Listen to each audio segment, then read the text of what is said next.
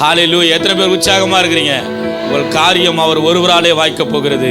மிகுந்த ஆனந்த சந்தோஷம் அப்பாவின் சமூகத்தில் என்று சொல்லி அவருடைய நாமத்தை மகிமைப்படுத்துவோம். கரங்களை தட்டி புதிய பாடல் இந்த காலை வேளையில கர்த்தருடைய நாமத்தை மகிமைப்படுத்துவோம். மிகுந்த ஆனந்த சந்தோஷம் என் கர்த்தர் என்னோடு இருப்பதா. மிகுந்த ஆனந்த சந்தோஷம் என் கர்த்தர் என்னோடு இருப்பதா. குறையில்லையே குறையில்லையே என் கர்த்தர் என் மீட்பர். குறையில்லையே குறையில்லையே என் கர்த்தர் என் மீட்பர். மிகுந்த மிகுந்த ஆனந்த சந்தோஷம் என் கர்த்தர் என்னோடு இருப்பதா. ஆண்டவரே, நீர் என்னோடு இருந்தால் எனக்கு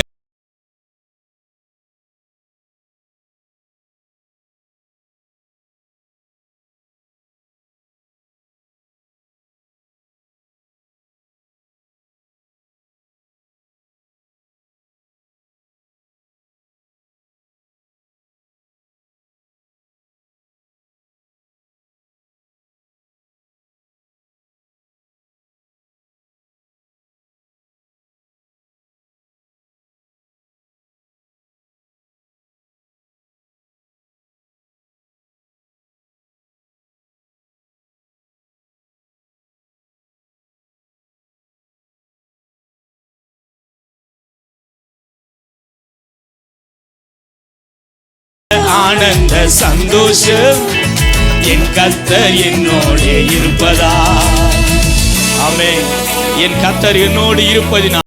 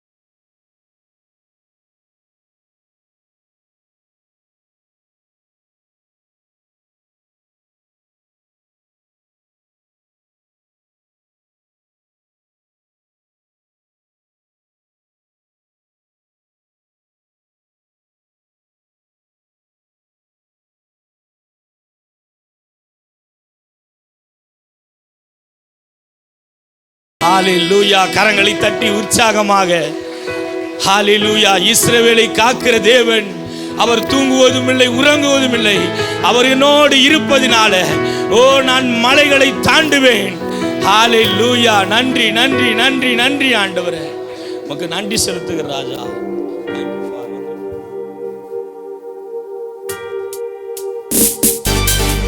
ஆமென். ஹல்லேலூயா. உற்சாகமாக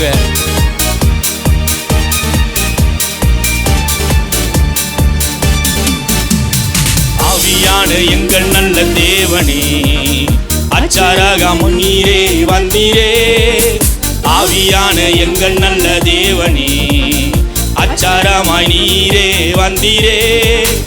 அனுதினம் எங்களுக்காக வாக்கு கடங்கா பெருமுச்சோடு, அனுதினம் எங்களுக்காக வாக்கு கடங்கா பெருமுச்சோடு வேண்டுதல் வேண்டுதல் செய்கிறீ. நிரப்பி மகிழ்கிறீ. வேண்டுதல் செய்கிறீ. நிரப்பி மகிழ்கிறீ. நிரப்பிடுமே நிரப்பிடுமே நிரப்பிடுமே. உன்னதத்தின் பலனால் நிரப்பிடுமே.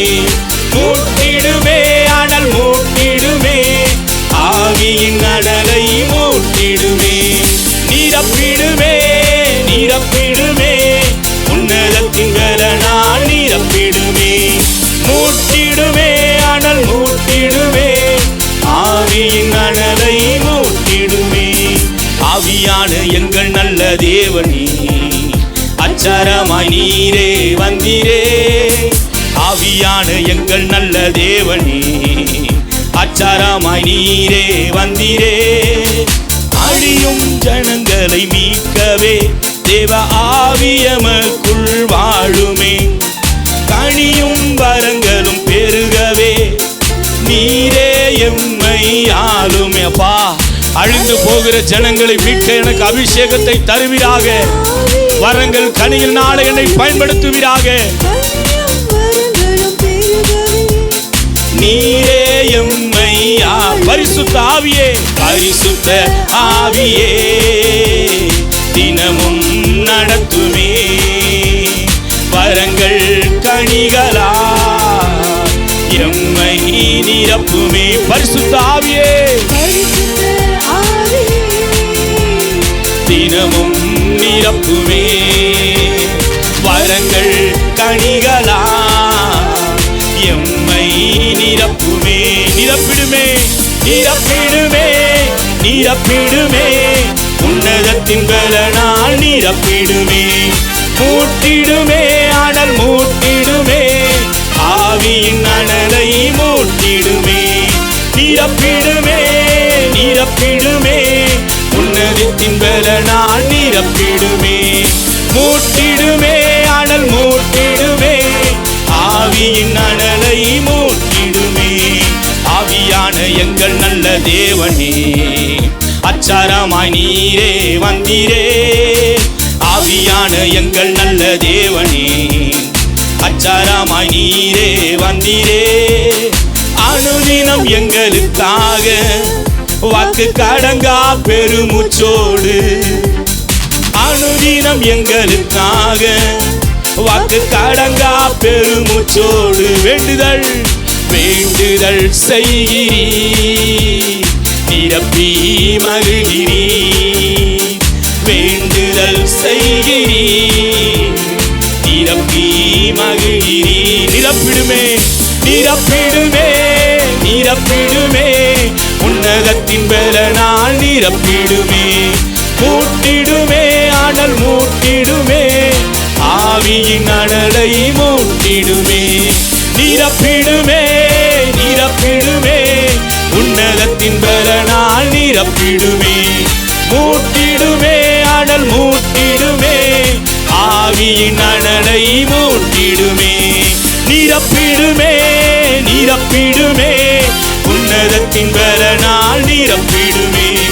மூட்டிடுமே, அனல் சதரபலகரபா ஓரே செதலே தொரோலோதோரோபோ.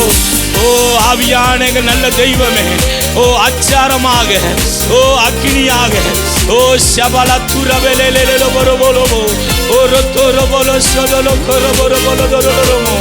ரோபல சதரத்தரரபலபரபலபா. ஓ ரிபல தரமன சதலே தேரேலே போலோபோரோ. ஓ சோலோலோ கொரோபோ. ஓ லிபல பரலல பரசதல திரனபா. ஓ ரிமான சதல தேரேலே பலோபோ. ஓ ரிகரபல சதல தரலரபா. ஓ ரிமான துரல தரலரபா. ஆவியானவரே, எங்களை நிரப்புவீராக, எங்களை நிரப்புவீராக. என் பாத்திரத்தை நிரப்புவீராக. ஓ சதல தரல மடபலபரா. ஓ ரிமான சதரரரரபே. அபிஷேக தைலத்தினாலே ஓ என்னை நிரப்புவீராக, என்னை நிரப்புவீராக, என்னை ஆசீர்வதிப்பீராக. ஓ ஷபல துரமன திரலபா. ஓ ரீமன சுதலகரலரமே. ஓ கர்த்தராகிய தேவன், ஓ மாம்சமான யாவர் மேலும் என்னுடைய ஆவியை ஊற்றுவேன் என்று சொன்னவர், இதோ இந்த காலை வேளையிலே உமது ஆவியை என் மீது ஊற்றுவீராக. ஓ என்னை நிரப்புவீராக, என்னை ஆசீர்வதிப்பீராக. நன்றி நன்றி நன்றி நன்றி ஆவியானவரே, உம்மை உயர்த்துகிற ராஜா. ஹல்லேலூயா, ஹல்லேலூயா. பரிசுத்த ஆவியானவர் நம்மை நிரப்ப வல்லமை உடையவர். எத்தனை பேர் சொல்ல முடியும்? ஆமென். கர்த்தராகிய தேவன் நம்ம மத்தியில் வாசம் பண்ணுகிற தேவன். ஹல்லேலூயா. சரி, இப்போ அவர் செய்த நன்மைகளை நினைத்து, அவர் பட்ட பாடுகளை நினைத்து, ஆவியானவரே என்னை ஒரு விசையாய் தொடு ஆண்டவரே. உமது ஆணி பாய்ந்த கரை என்னை தொடட்ட ராஜா. ஓ ஆண்டவரே, நீர் என்னை தொட்டால் ஆண்டவரே நான் நிறைவின் பாதையில் இருப்பேன். ஆண்டவரே, நீர் என்னை அபிஷேகித்தால் நான் சத்துருவுக்கு ஒரு எதிரியாக இருப்பேன். ஆண்டவரே, என்னை நீர் அபிஷேகிப்பீராக, என்னை நீர் அபிஷேகிப்பீராக. உன் வழியை கர்த்தருக்கு ஒப்புவி, அவரே உன் காரியத்தை வாய்க்க பண்ணுவா, அவரே உன் காரியத்தை வாய்க்க பண்ணுவா. என் மீது நான் உங்கள் மீது கூறின நல்வார்த்தைகளை நான் நிறைவேற செய்வேன். ஓ சதரா தீரணமான சதலதரபா, ஓ ரீமன சுதல தீரணமான சதரபா. நன்றி நன்றி நன்றி நன்றி ஆவியானவரே, உமது நாமத்தை மகிமைப்படுத்துகிற ராஜா. Thank you father. நன்றி ஆண்டவரே. இரண்டு கரங்களை உயர்த்தி புது கிருபைகள் தினம் தினம் தந்து என்னை நடத்தி செல்பவரே, புது கிருபைகள் தினம் தினம் தந்து என்னை நடத்தி செல்பவரே, அனுதினமும் உம் கரம் நீட்டி என்னை ஆசீர்வதிப்பவரே, புது கிருபைகள் தினம் தினம் தந்து என்னை நடத்தி செல்பவரே, அனுதினமும் உம் கரம் நீட்டி என்னை ஆசீர்வதிப்பவரே, என் இயேசுவே. ஆமென். இதை விடவும் பெரிதான மேன்மை வேறொன்றும் இல்லையே. என் இயேசுவே. Thank you Father. இதை விடவும் பெரிதான மேன்மை வேறொன்றும் இல்லையே.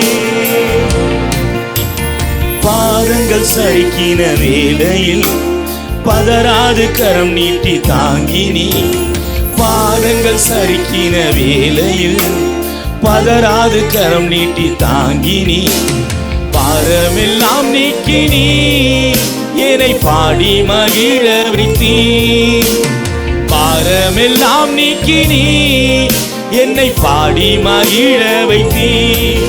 என் இயேசுவே, உம்மை சொந்தமாக கொண்டது பாக்கியமே,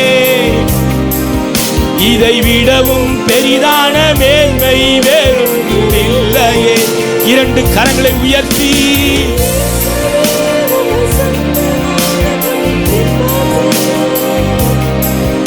இதை விடவும் பெரிதான மேன்மை வேறொன்றும் இல்லையே. இரண்டு கரங்களை உயர்த்தி பாதங்கள் சறுக்கின வேளையில் பதறாது கரம் நீட்டி தாங்கினி, பாதங்கள் சறுக்கின வேளையில் பதறாது கரம் நீட்டி தாங்கினி, பாரமெல்லாம் நீக்கினி என்னை பாடி மகிழ வைத்தீ, என் பாரமெல்லாம் நீக்கினி பாடி மகிழ வைத்தீ. இரண்டு கரங்களை உயர்த்தி என் இயேசுவே, உம்மை சொந்தமாக கொண்டதென் பாக்கியமே, இதை விடவும் பெரிதான மேன்மை வேறொன்றும் இல்லையே. என் இயேசுவே, உம்மை சொந்தமாக கொண்டதென் பாக்கியமே, இதை விடவும் பெரிதான மேன்மை வேறொன்றும் இல்லையே. கரங்களை தட்டி ஹல்லேலூயா. நல்ல ஆண்டவரே, இந்த காலை வேளையிலே உம்முடைய நாமத்தை மகிமைப்படுத்துகிறோம். ஆண்டவரே, இந்த ஆராதனையிலே நீர் மகிமைப்பட்டதற்காக நன்றி செலுத்துகிறோம். உம்முடைய தெய்வீக பிரசன்னம் இந்த இடத்தை ஆட்கொண்டிருப்பதற்காக உம்மை துதிக்கிறோம். தொடர்ந்து கர்த்தாவே, உம்முடைய வார்த்தைகளை கேட்கும் பொழுது கர்த்தர் எங்கள் இருதயத்தை திறந்தருள்வீராக. உம்முடைய வார்த்தையினால் உம்முடைய பிள்ளைகளோடு இடைப்படுவீராக. இயேசுவின் நாமத்தினால் ஜெபிக்கிறோம் எங்கள் நல்ல பிதாவே. ஆமேன் ஆமேன். நாம் யாவரும் அப்படியே உட்காருவோம். இந்த காலை வேளையிலே ஆராதனைக்கு வந்திருக்கிறவங்க யாவரையும் ஆண்டவரும் இரட்சகருமாகிய இயேசுவின் நாமத்தினாலே வாழ்த்தி வரவேற்கிறேன். ஆண்டவருடைய பிள்ளைகள் எப்பொழுதும் எப்படி இருக்க வேண்டும்? சந்தோஷமா இருக்க வேண்டும். கர்த்தருக்குள் சந்தோஷமா இருப்பதே நம்முடைய பலன் என்று வேதம் சொல்கிறது. இன்றைக்கு ஆசரிப்பு கூடாரத்தினுடைய உள்ள இருக்கிற பொருட்களினுடைய ஞான அர்த்தங்களை நாம் பார்த்து ஆசரிப்பு கூடாரத்தை நிறைவு செய்ய இருக்கிறோம். ஆகவே செய்தி போவதற்கு முன்பாக உங்கள் அருகில் இருக்கிறவருடைய கரங்களை பிடித்து இந்த மாத வாக்கு தத்தத்தை அவர்களோடு கூட பகிர்ந்து கொள்ளுங்கள். அவரே காரியத்தை வாய்க்க பண்ணுவார். அப்படின்னா என்ன அர்த்தம்? இயேசுவே எல்லாவற்றையும் வெற்றி அடைய பண்ணுவார். எத்தனை பேர் அந்த வாக்கு தத்தத்தை விசுவாசிக்கிறீங்க? உற்சாகமாய் ஒரு அல்லேலூயா சொல்லலாமா? கர்த்தர் நல்லவர். ஒரு நாள் தாவீது தன்னுடைய அரண்மனையிலே உட்கார்ந்து கர்த்தர் தனக்கு செய்த நன்மைகளை நினைத்து பார்க்கிறார். ஒரு சாதாரண ஆடு மேய்க்கிறவனாயிருந்த தன்னை ஆண்டவர் தெரிந்தெடுத்து அபிஷேகித்து சமஸ்த இஸ்ரவேலுக்கும் தலைவனாக உயர்த்தின அவருடைய கிருபையை நினைத்து அவர் சந்தோஷப்பட்டார்.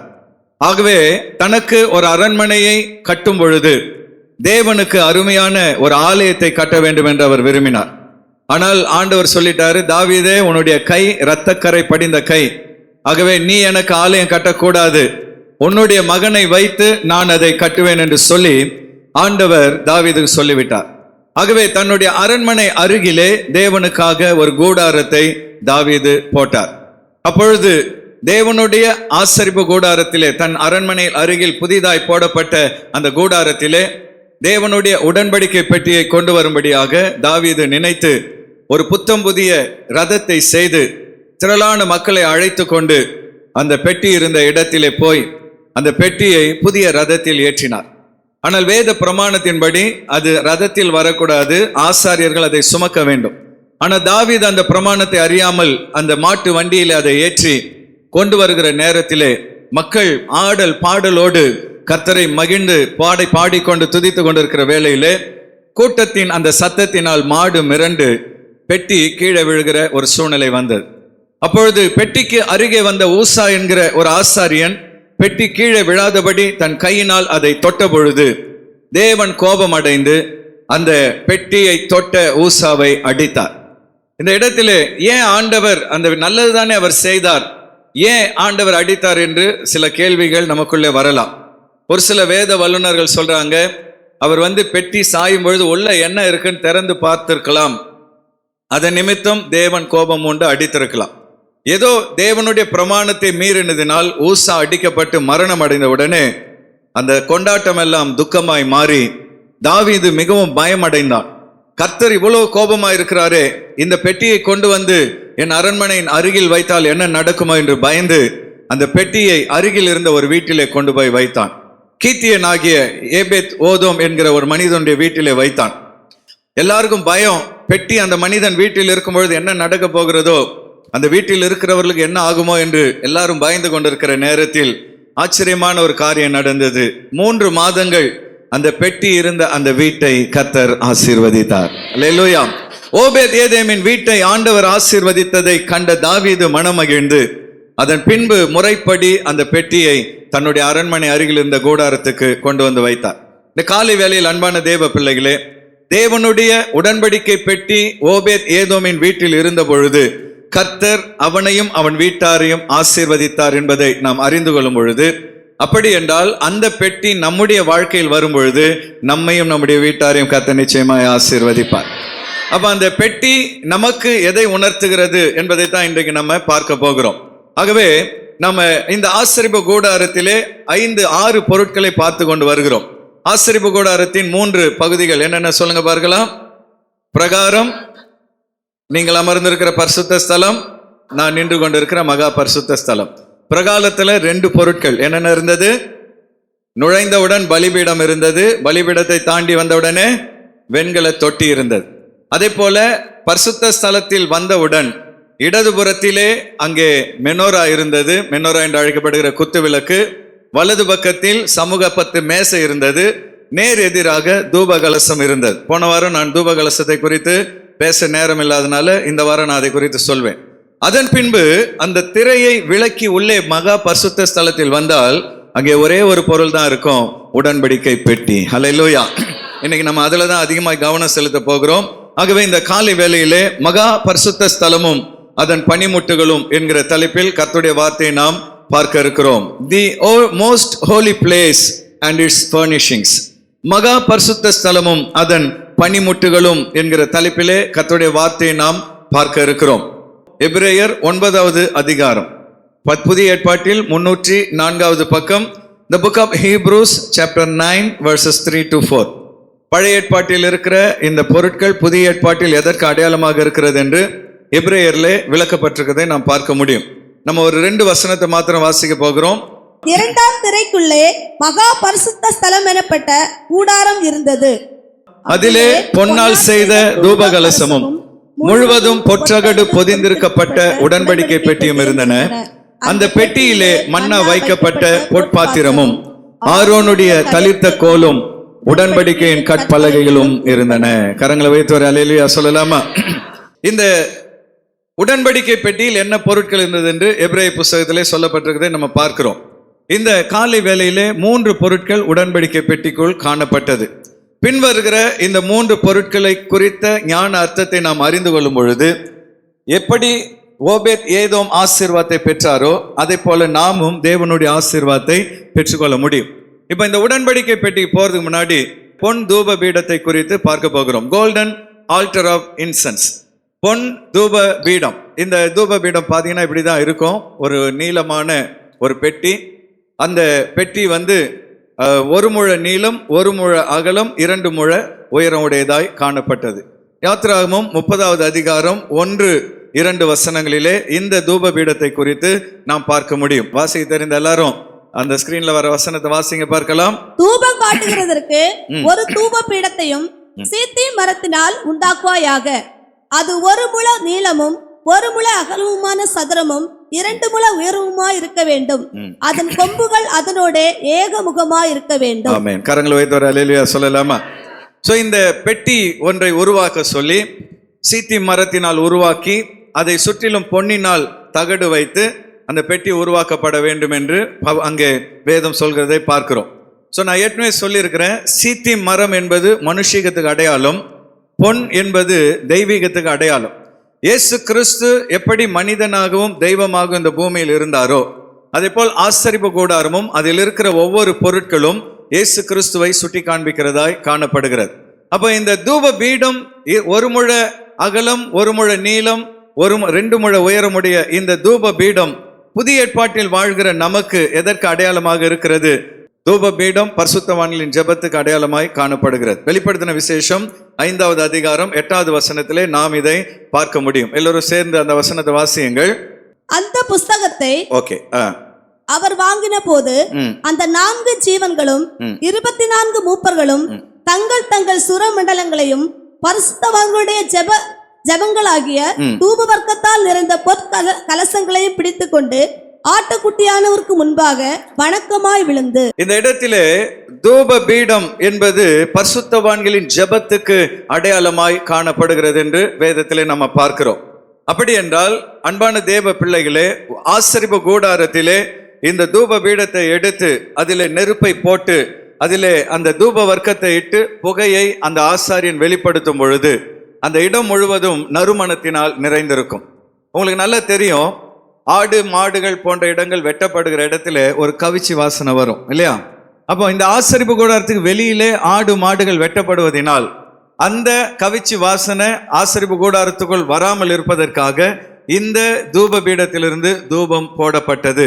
புதிய ஏற்பாட்டிலே வரும் பொழுது இந்த தூபமானது ஜெபத்துக்கு அடையாளமாக வேதத்தில் சொல்லப்பட்டிருக்கிறது. அப்போ ஒன்றை நாம் அறிந்து கொள்ளணும், நீங்கள் எப்பொழுதெல்லாம் ஜெபிக்கிறீர்களோ அப்பொழுதெல்லாம் ஆண்டவர் சுகந்த வாசனையாக உங்கள் ஜெபத்தை முகர்ந்து கொண்டே இருக்கிறார். அல்லேலூயா. நீங்க சின்ன ஜெபம் பண்ணாலும் சரி, பெரிய ஜெபம் பண்ணாலும் சரி, ஆண்டவர் பாதத்தில் அமர்ந்து எப்பொழுதெல்லாம் ஜெபிக்கிறீர்களோ அப்பொழுதெல்லாம் கர்த்தர் அந்த ஜெபத்தில் மகிழ்ச்சி அடைகிறார். நீங்க ஜெபிக்காவிட்டால், ஆண்டவருடைய சமூகத்திலே ஜெபிக்காத கிறிஸ்தவர்களாக இருப்பீர்கள் என்றால் நீங்கள் தேவனை துக்கப்படுத்துகிற கிறிஸ்தவர்களாய் காணப்படுகிறீர்கள். சாமுவேல் ஒரு இடத்துல சொல்றாரு, உங்களுக்காக நான் ஜெபம் பண்ணாவிட்டால் நான் பாவம் செய்தவனாவேன் என்று சொல்கிறதை பார்க்கிறோம். அப்படி என்றால் ஜெபமின்மை ஒரு பாவம். ஜெபிக்காத விசுவாசிகள் ஜெபிக்காததின் நிமித்தமாகவே பாவம் செய்கிறார்கள். ஏனென்றால் சில நேரங்களில் நாம் ஜெபிக்கிற ஜெபம் சூழ்நிலைகளை மாற்ற வல்லமுடையதாய் காணப்படுகிறது. சில நேரத்தில் நம்மளை அறியாம ஆண்டவர் நம்மை ஜெபிக்க சொல்லும் பொழுது நம்மை அறியாமல் ஆண்டவர் விசேஷமான காரியங்களை நடப்பிக்கிறார். சில நேரத்தில் அதிகாலையில் ஆண்டவர் நம்மளை எழுப்புவார். காலையில தூக்கம் கலைஞ்சிரும். எதுக்கு கலையுது நமக்கு ஒன்றும் புரியாது. சில நேரத்தில் நடு ராத்திரியிலே தூக்கத்தை ஆண்டவர் கலைப்பார். ஏன் தூக்கம் கலைகிறது என்று நமக்கு புரியாது. அப்பொழுது நீங்க ஒன்றை அறிந்து கொள்ளணும், கர்த்தர் உங்களை ஜெபிக்க சொல்லுகிறார். நான்லாம் படுத்தா மட்டை ஆயிடுவேன் பாஸ்டர், தூக்கம் கலையிற பழக்கமே இல்லைன்றீங்களா? அது ரொம்ப ஆபத்தான ஒரு காரியம்.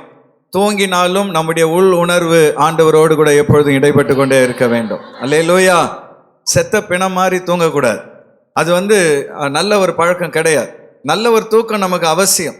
ஆனா உணர்வுள்ள ஒரு இருதயம் நமக்கு தேவை. ஆண்டவர் நம்மை எழுப்பும் பொழுது நாம் எழுந்து ஜெபிக்க ஆயத்தமுடையவர்களாய் காணப்பட வேண்டும். சில வருடங்களுக்கு முன்பு 2005 வருடம் நினைக்கிறேன், ஒரு முறை ராத்திரி நேரத்தில் ராமேஸ்வரத்திலே ஒரு ஊழியரை ஆண்டவர் தட்டி எழுப்பினார்.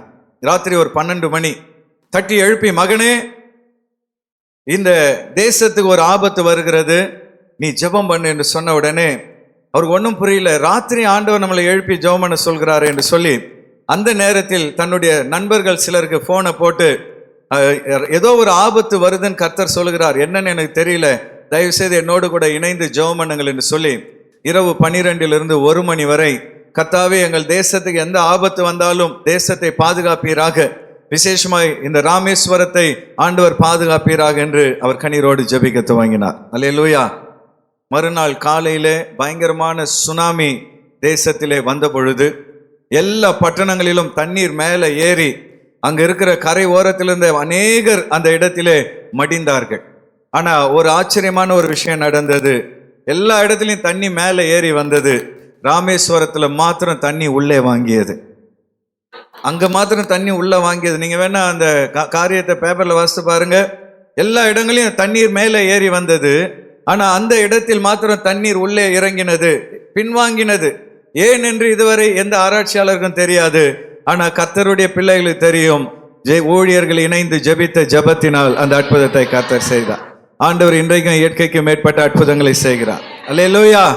நீங்க நினைக்கிறீங்க நான் பண்ற ஜெபத்தினால என்ன நடக்க போகுது, நான் பண்ற ஜெபத்தினால என்ன மாற போகுதுன்னு நினைக்காதீங்க.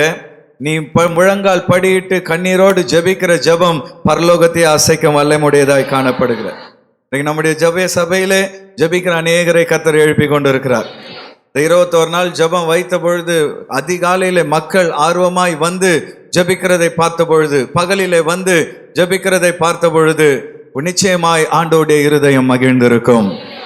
தூங்கினவர்களை பார்க்கும் பொழுது கர்த்தர் என்ன பண்ணிருப்பார், இன்னும் ரொம்ப சந்தோஷப்பட்டிருப்பார். பரவாயில்ல, ஒரு கூட்டம் தூங்குதே அப்படின்ட்டு சந்தோஷப்பட்டிருப்பாரா? சபையில ஜெபம் அறிவிக்கும் பொழுது முதல் ஆளா வந்து நிக்கிறவங்க பாக்கியவான்கள். சபைக்கு வந்து ஜெபம் பண்ணாம வீட்டில் தூங்கிட்டு அப்புறம் எனக்கு உடம்பு வலிக்குது, குடும்பத்தில் பிரச்சனை, பிசாசு போராட்டம்னா ஏன் வராது? நீ ஜெபிக்காமல் இருந்தால் எல்லா போராட்டங்களையும் சத்துரு கொண்டு வருவான். ஜெபிக்கிற பிள்ளைகளுக்கு கர்த்தர் ஆதரவாய் நின்று விடுதலை கொடுப்பார். இதுவரை ஜெபிக்கிற பழக்கம் உனக்கு இல்லை என்றால், இதுவரை ஆண்டவருடைய பாதத்தில் முழங்கால் படிட்டு உனக்கு பழக்கம் இல்லை என்றால், இன்றைக்கு கர்த்தருடைய ஆவியானவர் சொல்லுகிறார், காலையில் எழுந்தவுடன் உன்னுடைய முதல் வேலை முழங்கால் படியிடுகிற வேலையாய் காணப்பட வேண்டும். ஜெபிக்கும் பொழுது ஆண்டவர் நம்மை அறியாமல் பல காரியங்களை நடப்பிக்கிறார். அல்லேலூயா. அப்போ பரிசுத்தவான்களுடைய ஜெபம் என்பது தேவனுடைய சமூகத்தில் தூபமாய் எழும்பிக் கொண்டிருக்கிறது. நாம் ஜெபிக்கிற ஒவ்வொரு ஜெபமும் பரலோகத்தை போய் அடைந்து கொண்டிருக்கிறது. கர்த்தர் அந்த ஜெபத்தை மகிழ்ச்சியோடு கூட நுகர்கிறார். சரி, அப்போ இந்த தூப பீடத்தில் அந்த நெருப்பை போட்டு அந்த நெருப்பின் மேல் சாம்பிராணி போடும் பொழுது அது நல்ல வாசனை உள்ள புகையா எழும்புகிறது. அந்த நெருப்பு எதற்கு அடையாளமாக இருக்கிறது என்று பார்க்கும் பொழுது, அந்த நெருப்பு என்பது பலிபீடத்தின் தேவனுடைய வார்த்தைக்கு அடையாளமாக இருக்கிறது. எரேமியா 20வது அதிகாரம் 9வது வசனத்தை வாசிக்கலாமா? எரேமியா 20வது அதிகாரம் 9வது வசனத்திலே என்ன சொல்லப்பட்டிருக்கிறது?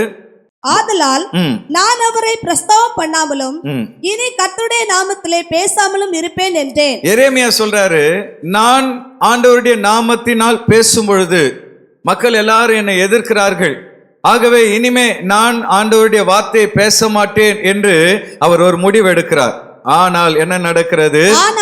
ஆனாலும் அவருடைய வார்த்தை, கர்த்தருடைய வார்த்தை என் எலும்புகளில் அடைபட்டு எரிகிற அக்கினியை போல் என் இருதயத்தில் இருந்தது. அதை சகித்து இளைத்து போனேன். எனக்கு பொறுக்க முடியாமல் போயிற்று. இந்த இடத்திலே அக்கினி என்பது தேவனுடைய வார்த்தையை குறிக்கிறது. எந்த இடத்தில் அக்கினியும் அந்த சாம்பிராணியும் ஒன்று இணைகிறதோ அந்த இடத்திலே அருமையான புகை எழும்புகிறது. அதே போல எந்த விசுவாசியின் வாழ்க்கையிலே வேத வாசிப்பும் ஜெபமும் இணைந்து செல்கிறதோ அவர்கள் வாழ்க்கையில் அந்த ஜெபம் வல்லமையுடையதாய் காணப்படுகிறது. வேதத்தை வாசிக்காமல் நீ ஜெபம் பண்ணினால் அந்த ஜெபம் முழுமை அடையாது. ஜெபம் மாத்திரம் செய்து கொண்டு நீ வேதத்தை வாசிக்காமல் இருந்தாலும் அந்த ஜெபம் முழுமை அடையாது. ஏனென்றால் வேதத்தை வாசிக்கும் பொழுது கர்த்தர் நம்முடைய இருதயத்தை சுத்திகரிக்கிறார். அதன் பின்பு சுத்தமான அந்த இருதயத்தில் இருந்து எழும்புகிற ஜெபம் பரலோகத்தை சென்று அடைகிறது. இன்னைக்கு சில விசுவாசிகள் பேலன்ஸ் இல்லாம இருக்கிறாங்க. சில ஜெபம் பண்ண சொன்னா முட்டி போட்டா அப்படியே 1 மணி நேரம் 2 மணி நேரம் நல்லா ஜெபம் பண்ணுவாங்க. ஆனா வேதத்தை பிரசங்கம் பண்ணும்போது தூங்குவார்கள். நல்லா ஜெபிக்கிறவங்க பிரசங்கம் பண்ற நேரத்தில் என்ன பண்ணுவாங்க? தூங்குவார்கள். ஆனா சில விசுவாசிகள் பார்த்தீங்கன்னா நல்ல வேதத்தை வாசிப்பார்கள், வசனத்தை நன்றாய் கவனிப்பார்கள். ஆனா ஜெபம் பண்ண சொன்னா அவங்களால 5 நிமிஷத்துக்கு மேல ஜெபம் ஓடாது. திடீர்னு முன்னாடி வந்து ஜெபம் பண்ணுங்கன்னு கூப்பிட்டா, பாஸ்டர் எனக்கு ஜெபம் வராது பாஸ்டர் அப்படின்னு சொல்லி தடுமாறுவார்கள். ஆனா ஒன்றை அறிந்து கொள்ளுங்கள், எப்படி ஒரு பறவைக்கு 2 ரெக்கைகள் அவசியமோ அதே போல விசுவாசிகளுக்கு ஜெபமும் வேத வாசிப்பும் சமமாய் காணப்பட வேண்டும். ஒரு நாளைக்கு 1 மணி நேரம் ஆண்டவருக்காக ஒதுக்கி ஒரு 1/2 மணி நேரம் வேதத்தை வாசித்து ஒரு 1/2 மணி நேரம் நீங்க ஜெபம் பண்ணி பாருங்க. அந்த நாள் உங்கள் வாழ்க்கையில் ஆசீர்வாதமான நாளாய் மாறும். இந்த வருஷத்தின் இந்த நிறைவுக்கு வந்து கொண்டிருக்கிறோம். ஆவியானவர் தொடர்ந்து நமக்கு சொல்லுகிற வார்த்தை இதுதான், ஜெபமும் வேதமும் 2 கண்களுக்கு சமம், ஒரு பறவையின் 2 ரெக்கைகளுக்கு சமம். ஆகவே ஜெபத்தை விட்டுவிடாதே, வேத வாசிப்பை விட்டுவிடாதே என்று சொல்லி கர்த்தர் நமக்கு நினைவுபடுத்துகிறார். கானா என்கிற இடத்தில் ஆப்பிரிக்க தேசத்தில் நடந்த ஒரு உண்மை சம்பவம். ஒரு பயங்கரமான மந்திரவாதி, கூடு விட்டு கூடு பாய்கிற திறமையுடைய ஒரு மந்திரவாதி. அவர் ஒரு நாள் தன்னுடைய சரீரத்தை விட்டு வெளியே வந்து அந்த தேசத்தை அப்படியே சுற்றி கொண்டு வந்தாராம் வான மண்டலத்தில். அப்பொழுது சில சபைகளிலே இருந்து புகை வந்து கொண்டிருக்கிறதா. சில சபைகளில் இருந்து வந்த புகை அந்த கூரையோடு நின்று விட்டது. சில சபைகளிலிருந்து வந்த புகை அந்த மேக மண்டலத்தோடு நின்று விட்டு அதை தாண்டி போகல. ஆனா சில சபைகளிலிருந்து வந்த புகை மேக மண்டலத்தை தாண்டி பரலோகத்துக்குள்ளே போகிறதை அவர் கண்டார். அவருக்கு ஒன்றும் புரியல அந்த மந்திரவாதிக்கு. ஏன் சர்ச்சில இருந்து புகை வருது, சில சர்ச்சில இருந்து வர புகை ஏன் பாதியில நிற்கிறது அவருக்கு புரியல. ஆனா ஒரு காலகட்டத்தில் அந்த மந்திரவாதி ரட்சிக்கப்பட்டார். அல்லேலூயா. அப்பொழுது அவர் ஒரு ஊழியரிடத்திலே போய், அந்த ஊழியர் சொன்ன உண்மை சம்பவம், அந்த ஊழியரிடத்துல போய், ஐயா நான் ரட்சிக்கப்படுறதுக்கு முன்னாடி கூடு விட்டு கூடு பாயும்பொழுது இப்படி ஒரு காட்சியை கண்டேன், இதனுடைய அர்த்தம் என்ன என்று கேட்டார். அப்போ அந்த ஊழியர் சொன்னாராம், சில ஜெபம் கூரையை கூட தாண்டல இல்லையா. இந்த ஜெபம் எப்படிப்பட்டதுன்னா, விசுவாசிகள் நல்ல ஜெபம் பண்ணுவாங்க, ஆனா வாழ்க்கையில பரிசுத்தம் இருக்காது, வாயில சுத்தம் இருக்காது, சிந்தனையில பரிசுத்தம் இருக்காது, அவங்க மனதிலே பலவிதமான கெட்ட குணங்கள் இருக்கும். ஆனா ஜெபம் மாத்திரம் நல்லா பண்ணுவாங்க. இந்த ஜெபம் கூரையை கூட எட்டாது. எத்தனை பேர் நான் சொல்றது புரிகிறது? இரண்டாவது ஒரு ஜெபம் இருக்கிறது. சில விசுவாசிகள் நல்ல வேதத்தை வாசித்து பரிசுத்தமான ஒரு வாழ்க்கை வாழ்வார்கள், நீதியுள்ள ஒரு வாழ்க்கை வாழ்வார்கள், ஆனா ஜெபமே பண்ண மாட்டார்கள். ரொம்ப நல்ல விசுவாசிங்க, பரிசுத்தமா வாழ்வாங்க, ஆனா என்ன பண்ண மாட்டாங்க? ஜெபம் பண்ண மாட்டாங்க. ஆனா அவங்க ஜெபம் பண்ண ஆரம்பிச்சுட்டா உடனே அந்த ஜெபம் வந்து வானமண்டலத்தை நோக்கி போக ஆரம்பிச்சிருமா. ஆனா இவங்க அதிகமா ஜெபம் பண்ணாதனால அப்படியே மேகத்தோடு அது என்ன பண்ணிடுமா? நின்று போய் விடுமா. ஆனா சில ஜெபம் பரலோகத்தை தொடுகிறது. அதன் காரணம் என்ன என்று அவர் கேட்ட பொழுது அந்த ஊழியக்காரர் சொன்னாராம், எந்த விசுவாசி வேதத்தை வாசித்து தன்னை பரிசுத்தப்படுத்திக் கொள்கிறாரோ அந்த விசுவாசி உண்மையாய் முழங்கால் படியிட்டு ஜெபம் பண்ணும் பொழுது அந்த ஜெபம் பரலோகத்தை அசைக்கும் என்று சொன்னாராம். ஒரு அல்லேலூயா சொல்லலாமா? உங்க ஜெபத்துக்கு பதில் வருகிறது என்றால் உங்கள் ஜெபம் பரலோகத்தை அசைத்து கொண்டிருக்கிறது. சில ஜெபத்துக்கு பதில் வர தாமதமாகும், அதனால நம்ம ஜெபம் கேட்கப்படல நினைச்சிடாதீங்க. ஆனால் ஆண்டவர் உங்கள் ஜெபத்துக்கு பதில் கொடுக்கிற தேவனாக இருக்கிறார்.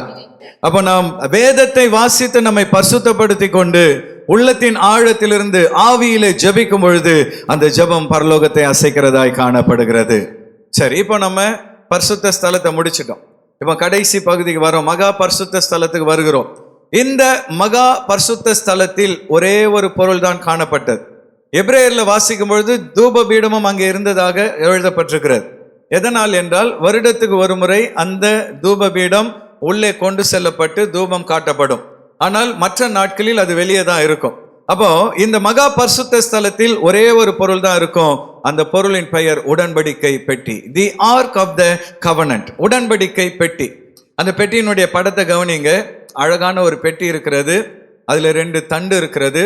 பெட்டிக்கு மேல ஒரு 2 கேருபீன்கள் ரக்கையை விரித்து பெட்டியை மூடி இருக்கிறது. அந்த கேருபீன்கள் இருக்கிற இடத்துக்கு பெயர் கிருபாசனம். அந்த இடத்துக்கு பெயர் என்ன? கிருபாசனம். ஏன் கிருபாசனம் என்று பெயரிடப்பட்டிருக்கிறது?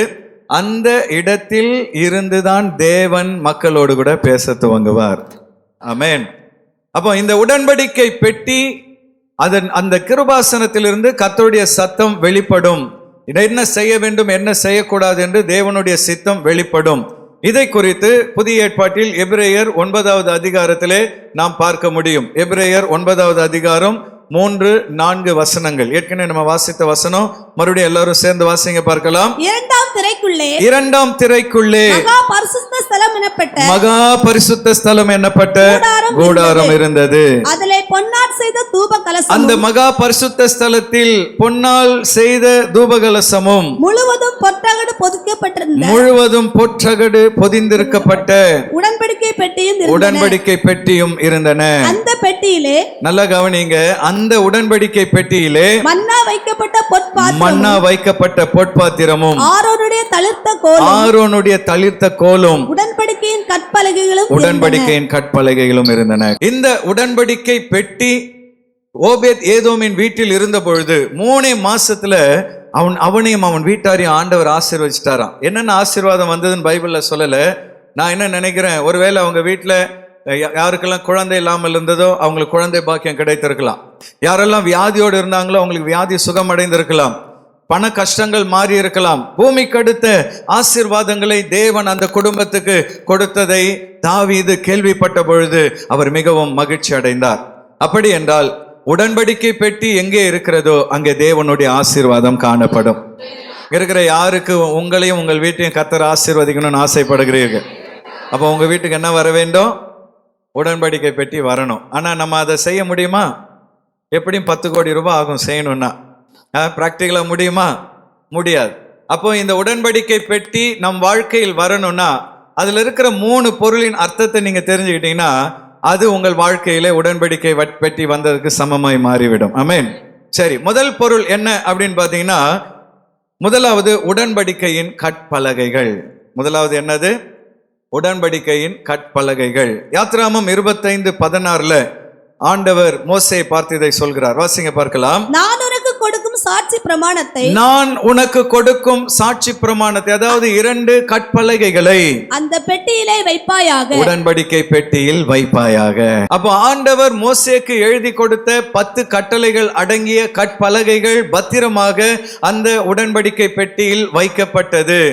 அப்படி என்றால் இன்றைக்கு நம்முடைய உள்ளான மனிதனில், நம்முடைய மனசாட்சியில் ஆண்டவருடைய வேத பிரமாணங்கள் வைக்கப்பட வேண்டும். அல்லேலூயா.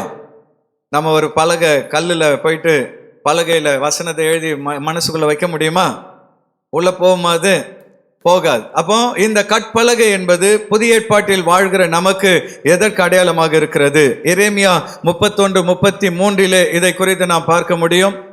எரேமியா 31:33 எல்லோரும் சேர்ந்து அந்த வசனத்தை வாசியுங்க. அந்நாட்களுக்கு பிற்பாடு நான் இஸ்ரவேல் குடும்பத்தோட பண்ண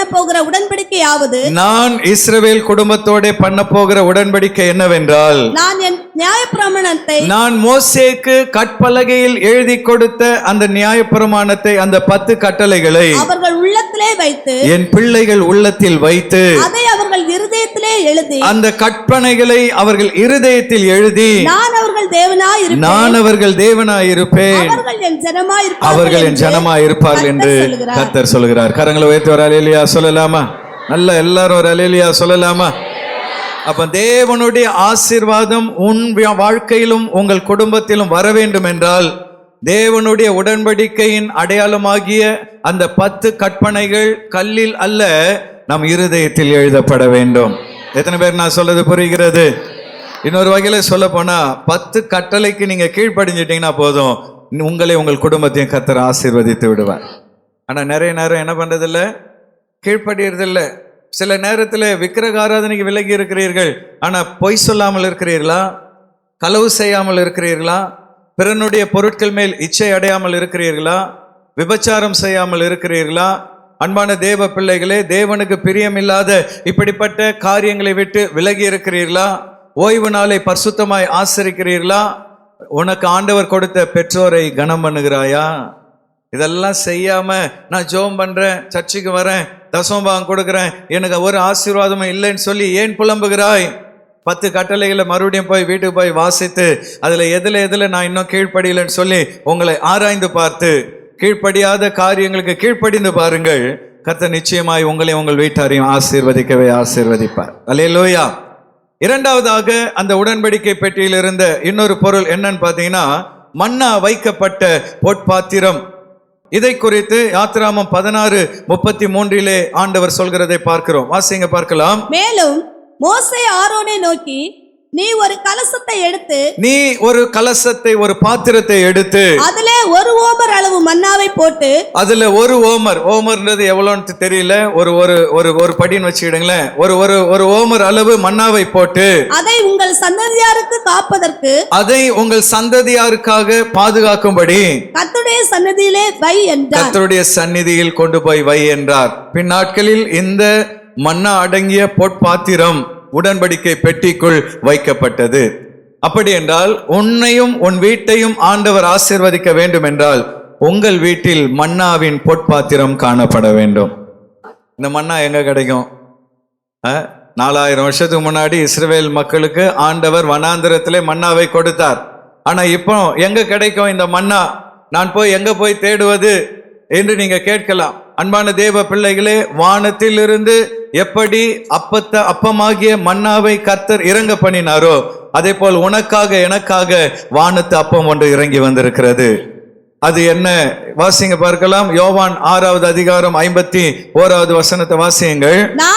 நானே வானத்திலிருந்து இறங்கின ஜீவ அப்பம், இந்த அப்பம் அதாவது என்னை புசிக்கிறவன் என்றென்றைக்கும் பிழைப்பான். நான் கொடுக்கும் அப்பம் உலகத்தின் ஜீவனுக்காக நான் கொடுக்கும் என் மாம்சமே என்றார். கரங்களை வைத்து ஒரு அல்லேலூயா சொல்லலாமா? வானத்திலிருந்து இறங்கி வந்த மன்னா நம்ம ஆண்டவர் இயேசு கிறிஸ்து. அவர் எங்க இருக்கணும்? இங்க இருக்கணும். எத்தனை பேர் உள்ளத்தில் அவர் இருக்கிறாரு? சும்மா அங்க கையெல்லாம் உயர்த்தி அல்லேலூயா சொல்லக்கூடாது. சிலருடைய இதயத்துல ஆண்டவர் தான் இருக்கிறார், இயேசு தான் என் உள்ளத்துல இருக்கிறார் அப்படின்னுவாங்க.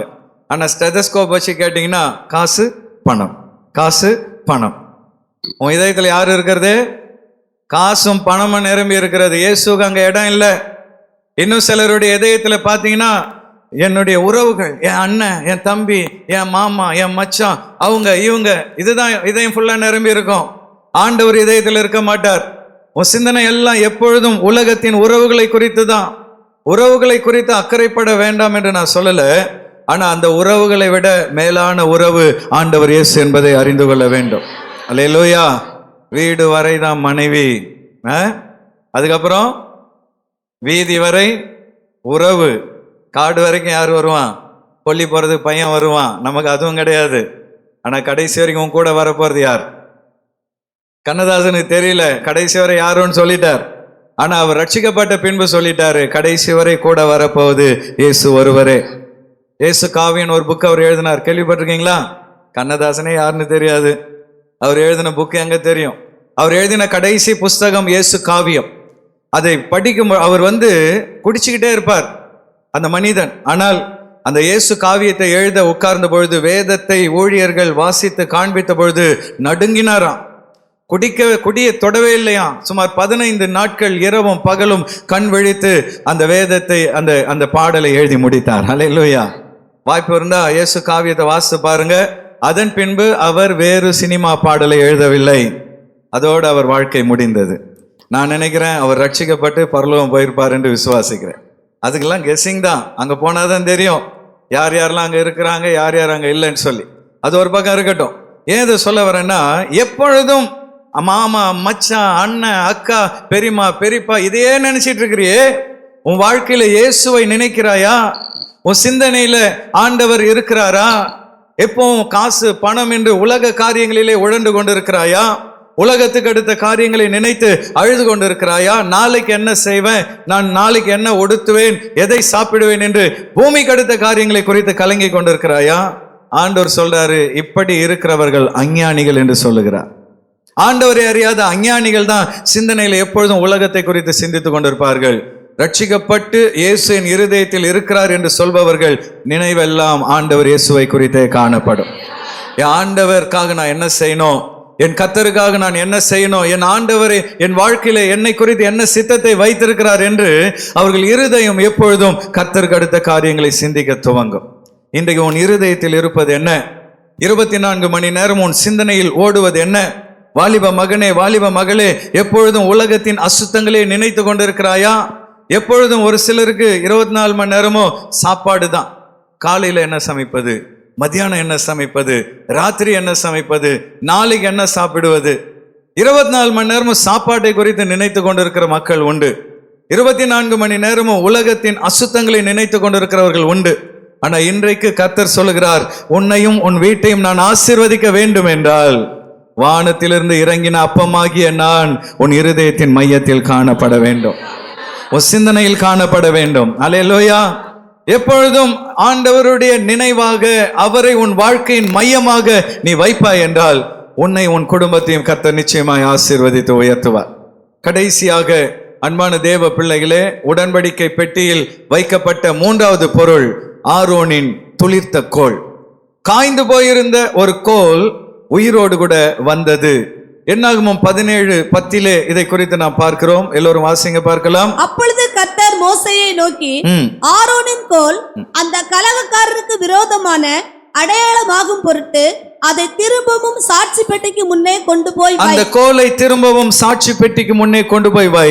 இப்படி அவர்கள் எனக்கு விரோதமாய் முறுமுறுப்பதை ஒழிய பண்ணுவாய், அப்பொழுது அவர்கள் சாக மாட்டார்கள் என்றார். ஆரோனின் துளிர்த்த கோலை குறித்து நான் ஒரு முறை பிரசங்கம் பண்ணியிருக்கிறேன். உங்களுக்கு ஞாபகம் இருக்குமான்னு தெரியல.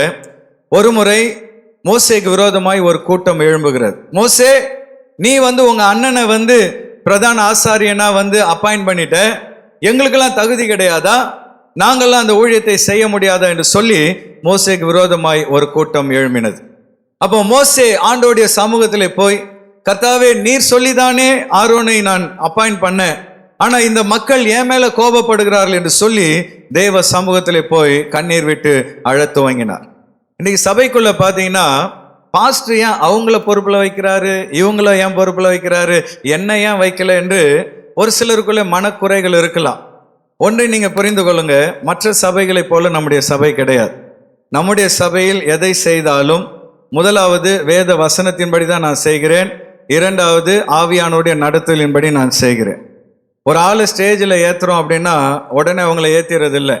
முதலாவது அவங்க ஆத்தும ஆதாய பயிற்சி முடிக்கணும், பயிற்சி முடிச்சிருக்கணும். அவங்க எத்தனை வருட வேற சபையில் எத்தனை வருட விசுவாசியாக இருந்தாலும் சரி, அவங்க எவ்வளோ டேலண்ட் உள்ள ஆட்களாக இருந்தாலும் சரி, மேலே கீபோர்டு வாசிக்கவோ இசைக்கருவி வாசிக்கவோ அல்லது மேலே பாடல் ஊழியத்தை செய்யணும்னா முதல்ல பயிற்சி முடிக்கணும். நான் அதெல்லாம் முடிக்க மாட்டேன் அப்படின்னா மேலே வர முடியாது. அதே போல் மேலே ஏறும் பொழுது சில பிரமாணங்களை வச்சிருக்கிறோம். மேலே வருகிறவர்கள் எப்படி உடை உடுத்தணும், பெண்கள் தலைக்கு முக்காடு போட வேண்டும், ஆண்கள் நல்ல நீட்டாக ட்ரெஸ் பண்ணணும், இன் பண்ணியிருக்கணும், ஜீன்ஸ் போட்டு மேலே வரக்கூடாது, டிஷர்ட் போட்டு வரக்கூடாது, இப்படிலாம் சில பிரமாணங்களை வைத்திருக்கிறோம். அதே போல் கம்யூனியன் கொடுக்கறதுக்கு ஒரு சிலரை வைத்திருக்கிறோம் என்றால் சும்மா எல்லாரையும் கூப்பிட்டு அதிகமாக காணிக்க கொடுக்குறவங்களாம் மேலே வாங்க நீங்களாம் கம்யூனியன் கொடுங்க அப்படிலாம் இங்கே யாரையும் வைக்கல. கம்யூனியன் கொடுக்கிறவர்கள் வேதாகம பள்ளி முடித்திருக்க வேண்டும், பைபிள் காலேஜ் முடிச்சிருக்கணும். சில பேர் பைபிள் காலேஜ் முடிச்சிருப்பாங்க, ஆனால் சபையில் ஒரு துரும்ப கூட எடுத்து வைக்க மாட்டாங்க. சபைக்கு வருவாங்க, அப்படியே கை கட்டிட்டு உட்காருவாங்க, வசனத்தை கேட்பாங்க, போயிட்டே இருப்பாங்க, தூசி தட்டிட்டு போயிட்டே இருப்பாங்க. சபைக்கு அவங்களுக்கும் எந்த தொடர்பும் இருக்காது, ஞாயிற்றுக்கிழமை போயிட்டு இருப்பாங்க. பைபிள் காலேஜ் முடித்திருந்து என்ன பிரயோஜனம்? அப்படிப்பட்டவர்களையும் மேலே ஏற்றுவதில்லை. யார் தன்னை தாழ்த்தி சபையிலே ஊழியத்தை செய்கிறார்களோ அவர்கள் பைபிள் காலேஜ் முடித்தவங்களை தான் கம்யூனியன் கொடுக்க சபையில் ஏற்படுத்துகிறோம். அல்லேலூயா. நீங்கள் இங்கே மேலே நிற்கிறவங்கள பார்த்தீங்கன்னா தெரியும், அங்கே பார்க்கிங்கில் இருப்பாங்க, சாதாரணமாக அங்கே பார்க்கிங்கில் இருப்பாங்க. அப்புறம் சண்டே பார்த்தீங்கன்னா இங்கே கம்யூனியன் கொடுப்பாங்க. என்ன பாஸ்டர் எல்லாரையும் மேலே ஏற்றுறாருன்னு நினைக்காதீங்க. யாரெல்லாம் சபையிலே ஊழியம் செய்கிறார்களோ, சபைக்கு உண்மையா இருக்கிறார்களோ, வேதாம கல்லூரி முடித்திருக்கிறார்களோ, அவங்கள தான் மேலே ஏற்றி கம்யூனியன் கொடுக்க வைக்கிறோம். அல்லேலூயா. அப்போ சிலர் நினைக்கலாம், ஏன் பாஸ்டர் ஒரு சிலரை முக்கியப்படுத்துகிறார், ஏன் ஒரு சிலரை விட்டுறார்? அன்பான தேவ பிள்ளையை எதையும் நம் மாம்சத்துல செய்வதில்லை, வேத பிரமாணத்தின்படியும் ஆவியானுடைய நடத்தையின்படியும் அதை செய்து கொண்டிருக்கிறேன். அல்லேலூயா. அப்போ இதே பிரச்சனை தான் பழைய ஏற்பாடுல. ஏன் எங்களெல்லாம் மேலே ஏத்தல, எதற்காக ஆரோனை மாத்திரம் நீங்க ஊழியத்தை கொடுக்கிறீர்கள் என்று அவர்கள் எதிர்த்து நின்ற பொழுது கர்த்தர் சொன்னாரு, எதிர்த்து நின்ற அத்தனை பேரையும் ஆளுக்கு ஒரு கோலை கொண்டு வர சொல். 11 கோல். அதன் பின்பு ஆரோனு ஒரு கோலை கொண்டு வரட்டும். அந்த கோலை கொண்டு மகா பரிசுத்த ஸ்தலத்திலே அந்த உடன்படிக்கை பெட்டிக்கு முன்னாடி வச்சிடு. மறுநாள் காலையில் எல்லாரும் வரும்பொழுது அந்த கோலை வெளியே கொண்டு வா என்று கர்த்தர் சொல்கிறார். 12 கோல்கள் பெயர் எழுதப்பட்டு உள்ளே வைக்கப்பட்டது. யாரும் ராத்திரி உள்ள போகல. மறுநாள் காலையிலே மோசே அந்த மகா பரிசுத்த ஸ்தலத்தில் போய் அந்த கோல்களை வெளியே கொண்டு வந்த பொழுது ஆரோனின் கோல் துளித்திருந்தது என்று வேதம் சொல்கிறது. கரங்களை வைத்து ஒரு அல்லேலூயா சொல்லலாமா? அன்பான தேவ பிள்ளையே, ஊழியம் என்பது விளையாட்டு காரியம் கிடையாது. அன்பான தேவ பிள்ளையே, தேவன் யாரை அங்கீகரிக்கிறாரோ அவர்கள் ஊழியத்திலே பிரகாசிக்கிறார்கள். யாரெல்லாம் தேவனுடைய ஆண்டவருடைய சித்தத்தை விட்டு வழி விலகுகிறார்களோ அவர்கள் பிரகாசிக்கப்படுவதில்லை. ஆகவே இந்த காலை வேளையிலே ஆரோனின் கோல் துளிர்த்தது. இது எதற்கு அடையாளம் என்றால், தேவன் யாரை அங்கீகரிக்கிறாரோ அவர்களை தேவன் ஆசீர்வதிக்கிறார். ஹல்லேலூயா. யாரை எந்தெந்த ஸ்தானத்தில் வைத்திருக்கிறாரோ அந்தந்த ஸ்தானத்தில் தேவனுக்காக நாம் பிரகாசிக்க கற்றுக்கொள்ள வேண்டும். நீங்க எந்த ஸ்தானத்தில் இருந்தாலும் கர்த்தருக்காக ஏதாவது ஒரு ஊழியத்தை செய்யுங்க. ஹல்லேலூயா. வயசாயிடுச்சா, ஆண்டவருக்காக சமூகத்துல முழங்கால் படிட்டு சபைக்காக தேசத்துக்காக ஜெபம் பண்ணுங்க. உங்களுக்கு வேலை நிறைய இருக்கிறது, ஆனா ஊழியம் பண்ண முடியலையா, வருகிற வருமானத்திலே கர்த்தருக்காக கொடுங்கள். நீங்கள் கொடுக்கிற காணிக்கைகள் அநேக ஊழியங்களை நிறைவேற்றும். எனக்கு பணம் இல்லை, ஆனா என் உடலினால் நான் உழைக்கிறேன் என்று சொல்கிறீர்களா, ஆண்டவருக்காக வாலண்டியரா ஊழியம் பண்ணுங்க. சிறுவர் ஊழியத்தை செய்யுங்க. உங்களால் முடிந்த ஊழியங்களை கர்த்தருக்கு செய்யுங்க. எனக்கு ஆத்துமாக்கள் மேல் தாகம் இருக்கிறது, நான் சுவிசேஷத்தை அறிவிக்க வேண்டும் என்று சொல்கிறீர்களா, சுவிசேஷ குழுவோடு இணைந்து சுவிசேஷத்தை அறிவியுங்கள். செல் குழுவில் இணைந்து ஊழியத்தை செய்யுங்க. 4 விதங்களில் ஏதாவது ஒரு ஊழியத்தை செய்யுங்க. ஒன்று ஜெபம் பண்ணுங்க, இல்லைன்னா கர்த்தருடைய ராஜ்யத்துக்காக கொடுங்க, இல்லைன்னா சரீரத்தினால் ஆண்டவருக்காக சபையில் ஏதாவது ஒரு வேலையை செய்யுங்க. இல்லை என்றால் சுவிசேஷத்தை அறிவித்து தேவனுடைய ராஜ்யத்தை மகிமைப்படுத்துங்க. எதையும் செய்யாம இருந்தீங்கன்னா ஆண்டவர் எப்படி நம்மளை ஆசீர்வதிப்பார்? நான் வேலைக்கே போக மாட்டேன், படிக்க ஸ்கூலுக்கு போக மாட்டேன், எக்ஸாம் எழுத மாட்டேன், வேலைக்கு போக மாட்டேன், ஆனால் மாதம் ஆனால் 1 லட்சம் எனக்கு சம்பளம் வரணும்னா யார் கொடுப்பாங்க? சும்மா கொடுப்பாங்களா? கூப்பிட்டு உழைத்தால் தான், பிரயாசப்பட்டால் தான் ஆசீர்வாதம். அல்லேலூயா. ரட்சிப்பு இலவசம், ஆனால் தேவனுடைய ஆசீர்வாதத்தை பெற வேண்டும் என்றால் நீ பிரயாசப்பட வேண்டும். அல்லேலூயா. இந்த கோல் ஆண்டவருடைய அங்கீகாரத்தை குறிக்கிறது. அது மாத்திரமல்ல, உலர்ந்து போன அந்த கோலை ஆண்டவர் எப்படி உயிர்ப்பித்தாரோ ஒரு நாள் உங்களையும் என்னையும் கர்த்தர் ஒரு நாள் உயிர்ப்பிப்பார். ரோமர் 8வது அதிகாரம் 11வது வசனத்தை வாசிங்க. நம்ம அதோட முடிக்க போகிறோம். ரோமர் 8:11 வாசிங்க பார்க்கலாம். அந்தியும் இயேசுவை மரித்தோரிலிருந்து எழுப்பின ஆவி உங்களில் வாசமாயிருந்தால், அந்த பரிசுத்த ஆவி உங்களுக்குள் வாசமாயிருந்தால், கிறிஸ்துவை மரித்தோரிலிருந்து எழுப்பினவர் உங்களில் வாசமாயிருக்கிற தம்முடைய பரிசுத்த ஆவியினாலே சாவுக்கு ஏதுவான உங்கள் சரீரங்களை உயிர்ப்பிப்பார். கரங்களை உயர்த்தவர் அல்லேலூயா சொல்லலாமா? அன்பான தேவ பிள்ளையே, என்றைக்கு இயேசுவை உங்கள் வாழ்க்கையின் இரட்சகராய் ஏற்றுக்கொண்டீர்களோ அப்பொழுது உங்கள் ஆவியை கர்த்தர் உயிர்ப்பித்திருக்கிறார். அதனால்தான் மனசாட்சி கிரியை செய்ய ஆரம்பிக்குது. நாம ஏதாவது ஒரு தப்பு பண்ணும்பொழுது மனசாட்சி குத்துகிறது. காரணம் என்ன? உன் ஆவியை கர்த்தர் உயிர்ப்பித்திருக்கிறார். ஒரு நாள் நம்முடைய சரீரத்தை ஆண்டவர் உயிர்ப்பிக்க போகிறார். மரணம் வாழ்க்கையின் முடிவல்ல. அல்லேலூயா. நமக்கு அன்பானவர்கள் மரிக்கும் பொழுது உள்ளம் நோகுது, வேதனைப்படுது, வலிக்கிறது. அந்த வேதனை நம்மால் தாங்க முடியவில்லை. ஆனால் கிறிஸ்தவர்களாகிய நமக்கு ஒன்று நிச்சயம், மரணம் முடிவல்ல. ஒரு நாள் ஆண்டவர் இயேசு வரும் பொழுது மரித்த பரிசுத்தவான்களை உயிரோடு கூட எழுப்புவார். எத்தனை பேர் அதை விசுவாசிக்கிறீங்க? நாம் உயிரோடு கூட இருந்தால் இந்த சரீரத்தை மறுரூபமாக்கி அவருடைய முகத்தை நேரடியாய் காணும் பாக்கியத்தை நமக்கு கொடுப்பார். யானை இருந்தாலும் 1000 பொன், இறந்தாலும் 1000 பொன். நாம் வாழ்ந்தாலும் இயேசுக்காக, மரித்தாலும் இயேசுவுக்காக. ஆகவே இந்த காலை வேளையில அந்த உயிர்த்தெழுதலின் நம்பிக்கை நமக்குள் இருக்கும் பொழுது, ஒவ்வொரு நாளும் ஆவியிலே நாம் உயிரடையும் பொழுது கர்த்தர் நிச்சயமாய் நம்மை ஆசீர்வதிப்பார். ஹல்லேலூயா. அதுக்கு எல்லாரும் எழும்பி நின்று இந்த நாட்களிலே ஹல்லேலூயா உடன்படிக்கை பெட்டியை குறித்தும் ஆசரிப்பு கூடாரத்தை குறித்தும் அநேக காரியங்களை நாம் கற்றுக்கொண்டோம். ஆண்டவர் நமக்கு கொடுத்த இந்த சத்தியங்களுக்காக கரங்களை தட்டி எல்லாரும் ஆண்டவரை ஸ்தோத்திரம் பண்ணுவோமா?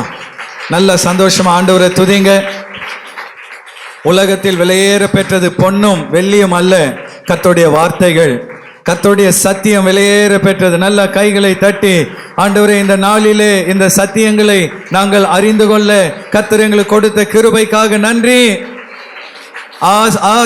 ஆசரிப்பு கூடாரம் ஆவி ஆத்துமா சரீரத்துக்கு அடையாளமாக இருக்கிறது. நீங்க தான் தேவனுடைய ஆசரிப்பு கூடாரம். நல்ல கைகளை தட்டி ஆண்டவரே, நானே உம்முடைய ஆலயம், என் சரீரம் நீர் தங்கி இருக்கிற ஆலயம். நம் சரீரம் தான் பிரகாரம். அந்த பிரகாரத்தில் 2 பொருட்கள் இருந்தது, பலிபீடமும் வெண்கல தொட்டியும். அப்படி என்றால் நம்முடைய சரீரத்தை ஜீவ பலியாய் ஒப்பு கொடுக்க வேண்டும். நம்முடைய சரீரத்தை எப்பொழுதும் சுத்தமாய் வைத்திருக்கணும். நம்முடைய உடலையும் உள்ளத்தையும் சுத்திகரித்து கொள்ள வேண்டும். அடுத்து நம்முடைய ஆத்துமா தான் பரிசுத்த ஸ்தலத்துக்கு அடையாளமாய் இருக்கிறது. அதில் 3 பொருட்கள். முதலாவது மெனோரா என்று அழைக்கப்படுகிற குத்து விளக்கு. இது அபிஷேகத்துக்கு அடையாளம். கைகளை உயர்த்தி எல்லாரும், ஆண்டவரே, எப்பொழுதும் நான் அபிஷேகத்தில் நிலைத்திருக்க, நான் எப்பொழுதும் ஆவியில் நிரம்பி இருக்க எனக்கு உதவி செய்வீராக. அடுத்து சமூகத்து அப்பத்து மேசை, ஆண்டவர் இயேசுவோடு கூட இருக்கிற உறவுக்கும் கர்த்தருடைய பந்திக்கு அடையாளமா இருக்கிறது. கைகளை உயர்த்தி சொல்லுங்க, நான் எப்பொழுதும் உம்மோடு உறவாடணும் ஆண்டவரே, உம்முடைய பந்தியில நான் தவறாம பங்கெடுக்கணும் அப்பா. பந்தியை ஒரு நாள் நான் மிஸ் பண்ணிடக்கூடாது ஆண்டவரே. கர்த்தர் எனக்கு கிருபை தருவீராக. தூப பீடம் என்பது ஜெபத்துக்கு அடையாளமா இருக்கிறது. நல்ல 2 கரங்களையும் உயர்த்தி ஆண்டவரே, புருஷர்கள் 2 கரங்களையும் உயர்த்தி, பரிசுத்தமான கரங்களை உயர்த்தி எப்பொழுதும் ஜெபம் பண்ணுங்கன்னு வேதம் சொல்கிறது. எல்லாரும் 2 கரங்களையும் உயர்த்தி ஒரு ஜெப ஆவியை எனக்குள்ள தாங்கப்பா. திடீர்னு தூக்கம் கலைகிறதா? ஏன் புரியலையா? முட்டி போட்டு ஜெபம் பண்ணுங்க. காலையில எழுந்த உடனே முதல் வேலை முழங்கால் படிட்டு ஜெபம் பண்ணி வேதத்தை வாசி. ஆண்டவருடைய சமூகத்தில் நீ ஏறெடுக்கிற ஜெபம் அது தூபமாய் பரலோகத்தை போய் அடைந்து கொண்டிருக்கிறது. ஹல்லேலூயா, ஹல்லேலூயா. தூப பீடம் என்பது ஜெபத்துக்கு அடையாளமாய் காணப்படுகிறது. மகா பரிசுத்த ஸ்தலத்தில் வைக்கப்பட்ட உடன்படிக்கை பெட்டி நம்முடைய மனசாட்சிக்கு அடையாளமாய் இருக்கிறது. மனசாட்சியில 3 விஷயம் இருக்கணும். முதலாவதாக, அன்பான தேவ பிள்ளையே, ஆண்டவருடைய வசனங்கள் நம் இருதயத்தில் எழுதப்பட வேண்டும். கைகளை உயர்த்தி எல்லாரும் ஜெபம் பண்ணுங்க. ஆண்டவரே, உம்முடைய பிரமாணங்கள் என் உள்ளத்தில் எழுதப்படுவதாக. 10 கட்டளைகள் என் இருதயத்தின் ஆழத்தில் எழுதப்படுவதாக. அதில் இருக்கிற ஒவ்வொரு கட்டளைகளுக்கும் நான் கீழ்ப்படிந்து நடக்க எனக்கு உதவி செய்வீராக. மன்னா வைக்கப்பட்ட பொற்பாத்திரம் வானத்தின் அப்பமாகிய இயேசுக்கு அடையாளமா இருக்கிறது. வலது கரத்தை இதயத்தின் மேல் வைத்து, அப்பா, என் வாழ்க்கையின் மையமாக நீங்க இருக்கணும் ஐயா. இயேசுவே, என் வாழ்க்கையின் மையமா நீங்க இருக்கணும். என் இருதயம் உமக்காக துடிக்கணும் ஆண்டவரே, உமக்காகவே நான் உயிர் வாழணும். ஹல்லேலூயா, ஹல்லேலூயா. இரவும் பகலும் உம்முடைய சித்தமே என் வாழ்க்கையின் போஜனமா இருக்கணும் ஐயா. உலகத்தின் பணத்தையோ உலகத்தின் இன்பங்களையோ உலகத்தின் உறவுகளையோ நான் முதலிடத்தில் வைத்து விடாதபடி என் தகப்பனை உம்மை என் வாழ்க்கையின் முதலிடத்தில் வைக்க எனக்கு உதவி செய்வீராக. ஆரோனின் துளிர்த்த கோல், நம்முடைய ஆவி எப்பொழுதும் உயிரோடு இருக்க வேண்டும். ஆவியை அவித்து போடாதிருங்கள் என்று ஆண்டவர் சொல்கிறார். இதயத்தில் கை வைத்து சொல்லுங்க, எனக்குள் இருக்கிற பரிசுத்த ஆவி எப்பொழுதும் உயிர் துடிப்போடு இருக்கணும் ஆண்டவரே. ஆவியின் அபிஷேகத்தை நான் அவித்து போற்றக்கூடாது ஐயா. ஆவிக்குரிய வாழ்க்கையில நான் குளிர்ந்து போயிடக்கூடாது ஐயா. ஹல்லேலூயா. நான் எப்பொழுதும் அனலா இருக்கணும் ஆண்டவரே. ஆவியில நான் எப்பொழுதும் அனலா இருக்கணும் ஆண்டவரே. கிருபை தாங்க, கிருபை தாங்க, கிருபை தாங்க. ஹல்லேலூயா, ஹல்லேலூயா. நீ ஆவியில் அனலா இருப்பாய் என்றால் ஆண்டவருடைய வருகையில் ஒரு நாள் உயிர்ப்பிக்கப்படுவாய். அபிஷேகம் பெற்ற எல்லாரும் நல்ல அந்நிய பாஷைகளை பேசி ஆவியிலே நிரம்பி, என் ஆவியை உனக்குள் வைப்பேன். என் மகனே, என் மகளே, என் பரிசுத்த ஆவியை உனக்குள் வைக்கிறேன். உயிரடைவாயாக, உயிரடைவாயாக. செத்த கிரியைகளை விட்டு வெளியே வா, செத்த கிரியைகளை விட்டு வெளியே வா. உலக கவலைகளை விட்டு வெளியே வா. நாளைய தினத்தை குறித்த கவலைகளை விட்டு வெளியே வா. உன் உள்ளத்தில் என்னை முதலிடத்தில் வை. உடன்படிக்கை பெட்டியை உன் இருதயத்தில் வை. பரிசுத்த ஆவியிலே எப்பொழுது நிரம்பி இரு. ஆவியிலே நடத்தப்படுகிற ஒரு வாழ்க்கை வாழ உன்னை ஒப்புக்கொடு. ஹல்லேலூயா, ஹல்லேலூயா. நல்ல ஆவியிலே நிரம்பி ஆண்டவரை துதித்துக் கொண்டே இருங்கள். பரிசுத்த ஆவியானவர் ஒரு அக்கினியை ஒவ்வொருவருடைய இருதயத்திலும் போட்டு கொண்டிருக்கிறார். ஆண்டவர்கிட்ட சொல்லுங்க, நான் அனலும் இல்லாம குளிரும் இல்லாம ஒரு வாழ்க்கை வாழக்கூடாது ஐயா. வெது வெதுப்பான ஒரு வாழ்க்கை வாழக்கூடாது ஐயா. என்னை அனலாக்குங்க, என்னை அனலாக்குங்க, என்னை அனலாக்குங்க. ஹல்லேலூயா, ஹல்லேலூயா. நல்ல நல்ல நல்ல ஆவியானவர் இன்றைக்கு அநேகருடைய இருதயத்தை அனலாக்கி கொண்டிருக்கிறார். கல்லான உன் இருதயத்தை சதையான இருதயமாய் மாற்றி கொண்டிருக்கிறார்.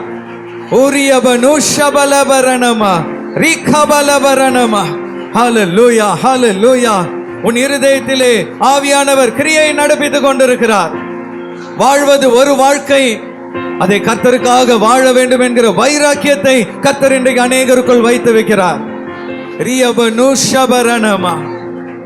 உன்னுடைய சரீரம் தான் ஆவியானவர் தங்கி இருக்கிற ஆலயமாய் இருக்கிறது. பழைய ஏற்பாட்டில் கூடாரத்தில் அவர் தங்கினார். புதிய ஏற்பாட்டில் உன் சரீரமாகிய கூடாரத்தில் அவர் தங்கி இருக்கிறார். இன்னைக்கு அன்பான தேவ பிள்ளையே, ஓபேத் ஏதோம் வீட்டை ஆண்டவர் ஆசீர்வதிக்க காரணம் உடன்படிக்கை பெட்டி அவன் வீட்டில் தங்கி இருந்தது. 3 மாசம் அவன் வீட்டில் தங்கி இருக்கும் பொழுது அந்த வீடு ஆசீர்வதிக்கப்பட்டது என்றால், இந்த உடன்படிக்கை பெட்டி உன் வாழ்க்கையிலே தங்கி இருந்தால் நீ உன் குடும்பமும் எவ்வளவாய் ஆசீர்வதிக்கப்படுவீர்கள். எத்தனை பேர் அர்ப்பணிக்க விரும்புறீங்க? ஆண்டவரே, உடன்படிக்கை பெட்டியே என் வாழ்க்கையில நீர் வருவீராக, என் வாழ்க்கையில என் இருதயத்திலே தங்குவீராக என்று சொல்லி என் இருதயத்தை திறந்து கொடுக்கிறேன் நான் பா என்று சொல்லி கரங்களை உயர்த்தி நம்மை ஒப்பு கொடுப்போம். என் இருதயத்தை திறந்து கொடுக்கிறேன், என் வீட்டை திறந்து கொடுக்கிறேன். உடன்படிக்கை பெட்டியே எனக்குள்ளே வருவீராக, என்னை என் குடும்பத்தையும் ஆசீர்வதிப்பீராக. நம்மை ஒப்பு கொடுப்போம். கண்களை மூடி தேவ சமூகத்திலே நாம் யாவரும் ஜெபம் பண்ணுவோம். ஆண்டவரே, உம்மை துதிக்கிறோம், உம் நாமத்தை நாங்கள் மகிமைப்படுத்துகிறோம். அப்பா, எங்கே 2-3 பேர் நாமத்தினாலே கூடியிருக்கிறீர்களோ அவள் மத்தியிலே வாசம் செய்வேன் என்று சொன்ன தெய்வம் இந்த நாளிலே எங்கள் மத்தியிலே வாசம் செய்து கொண்டிருக்கிறீரே. இந்த நாளிலே எங்களோடு உடைய வார்த்தையினாலே பேசினீரே, அதற்காக நன்றி செலுத்துகிறோம். ஆண்டவரே, அப்பா, எங்களை நாங்கள் உம்முடைய சமூகத்தில் ஒப்பு கொடுக்கிறோம். இந்நாள் வரைக்கும் அப்பா சரியாய் வேதம் வாசிக்காமல் சரியாய் ஜெபம் பண்ணாமல் இருந்தா அந்த பாவத்தை எங்களுக்கு மன்னிப்பீராக. ஆண்டவரே, அப்பா, நீர் எங்களை தொடுகிற தெய்வம், நீர் எங்களோடு பேசுகிற தெய்வம். இந்த நாளிலே எங்களோடு நீங்க பேசுங்க அப்பா. இந்த நாள் முழுவதும் உம்மோடு அப்பா நாங்கள் தினமும் பேசும்படியாக, உம்மோடு நாங்கள் நடக்கும்படியாக நாங்கள் இந்த நாளிலே அப்பா வாக்குறுதி கொடுக்கிறோம். ஆண்டவரே, இந்த நாளிலே எங்களை நீர் தொடுவீராக. ஆண்டவரே, ஓபேத் ஏதோமின் வீட்டை ஆசீர்வதித்தது போல இந்த நாளிலே நீர் எங்களுக்குள்ளாய் வந்து எங்கள் குடும்பத்தை, எங்களுடைய வேலையை, நாங்கள் செய்கிற காரியத்தை நீர் ஆசீர்வதிக்க போறதற்காக நன்றி செலுத்துகிறோம். ஆண்டவரே, அப்பா, நீரே ஆண்டவரே ஆரோனின் கோலை துளிர்க்க செய்தது போல எங்களுடைய வாழ்வை துளிர்க்க செய்யுங்க. பிறர் முன்பாக எங்கள் தலையை நிமிர்த்துவீராக. எங்கெல்லாம் விற்கப்பட்டு தலை குனிந்து போனோமோ, எந்த இடத்துலலாம் நாங்கள் அசிங்கப்பட்டு போனோமோ, அந்த இடத்துலலாம் எங்களை நீர் ஆசீர்வதித்து எங்கள் தலையை நிமிர செய்ய போறதற்காக உமக்கு நன்றி செலுத்துகிறோம். ஆண்டவரே, இந்த வார்த்தைகளை நாங்கள் கை கொள்ளும்படியாக ஆண்டவரே, இந்த வருடம் முடிய போற நாட்களுக்கு வந்திருக்கிறோம். இந்த வருடம் முழுவதும் எங்களை பாதுகாத்தீரே. வருகிற வருடத்திலும் நாங்கள் உம்முடைய வார்த்தையை பற்றி கொண்டு உமக்காக வைராக்கியமாய் ஓடும்படியாக தேவ ஆவியானவர் எங்களுக்கு கிருபை செய்வீராக. நீரே மீதமுள்ள வேலைகளை பொறுப்பெடுத்து வழி நடத்துங்க. மீட்பர் இயேசு கிறிஸ்துவின் நாமத்தினால் ஜெபிக்கிறோம், ஜீவனுள்ள நல்ல பிதாவே, ஆமென்.